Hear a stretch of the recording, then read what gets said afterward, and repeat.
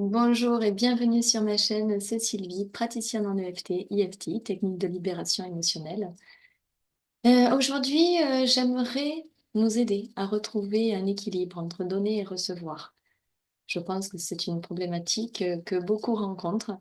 Si c'est votre cas et si vous le souhaitez, vous pouvez commencer cette petite séance en évaluant sur votre échelle de 0 à 10 où vous en êtes d'un côté comme de l'autre.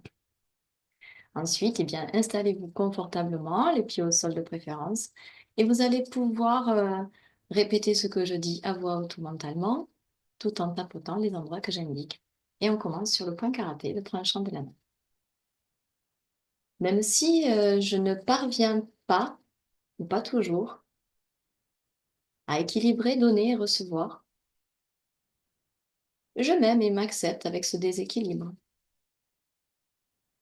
Même si j'ai parfois du mal à donner, je m'aime et m'accepte infiniment. Et je m'ouvre à changer la donne. Même si une part de moi croit ne pas mériter les cadeaux de la vie et que je ne m'autorise pas toujours à recevoir, notamment l'attention, l'amour, l'abondance, la facilité. Je m'aime et m'accepte là où j'en suis. Et je choisis de transformer cette croyance afin d'ouvrir tous mes canaux de réception de manière juste et saine. Et on passe en haut de la tête. Ce déséquilibre chronique, point des sourcils, ces fois où j'ai du mal à donner, coin des yeux, tous ces dons conditionnels et conditionnés sous les yeux, ces obligations et loyautés sous le nez, cette impression que donner peut aussi aliéner sous la bouche, surtout quand ça devient normal pour l'autre, clavicule, ou que ça me permet de me sentir utile ou d'exister sous les bras. Toutes ces fois où, au contraire, j'ai donné jusqu'à épuisement sous les seins, sans vraie reconnaissance ni retour. Pouce, n'était-ce pas là un signe de générosité de ma part? Index. Est-ce qu'avoir des attentes, espérer des récoltes et déplacer, jugé intéressé, moralement inacceptable? Majeur.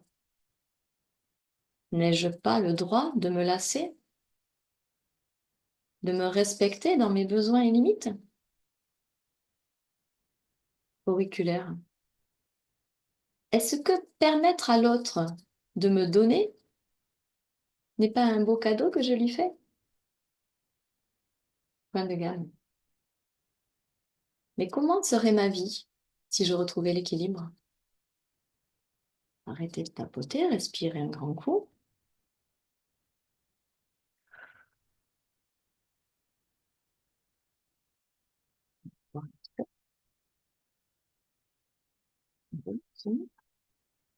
Et on repart en haut de la tête.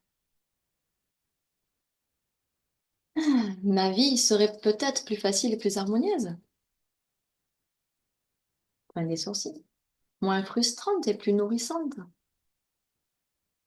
Coin des yeux. Et si je m'autorisais à remplir mon réservoir pour pouvoir mieux arroser sous les yeux? Et si j'équilibrais écouter et exprimer sous le nez? Faire et ne rien faire sous la bouche? Aimer et être aimé, clavicule. Et si ça devenait facile pour moi de donner sans attente sous les bras et de recevoir avec gratitude sous les seins. Allez. Je libère et je lâche les peurs, les croyances et les blessures fausses qui m'ont fait croire que le déséquilibre était acceptable, inévitable, voire admirable.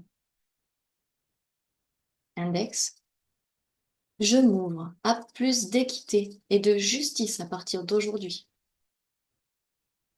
Majeur, je refuse les excès dans un sens comme dans l'autre. Auriculaire, je donne le cœur léger et aimant et me sens digne désormais de ce que je reçois. Point de gamme, je suis gâtée par la vie. Merci, merci, merci.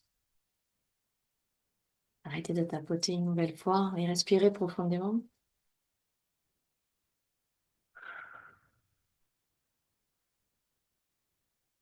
Vous pouvez réévaluer sur votre échelle de 0 à 10 où vous en êtes, du donner comme du recevoir, et voir si les choses n'ont pas bougé. Vous pouvez toujours refaire évidemment ce tapping aussi souvent que nécessaire. Et puis, chaque fois que ce déséquilibre est flagrant justement pour vous et qu'il persiste et qu'il vous épuise. Et en attendant, voilà, je vous laisse, je vous souhaite d'avancer comme un funambule doué sur le fil de votre vie. Prenez soin de vous, toujours, et je vous dis à très bientôt.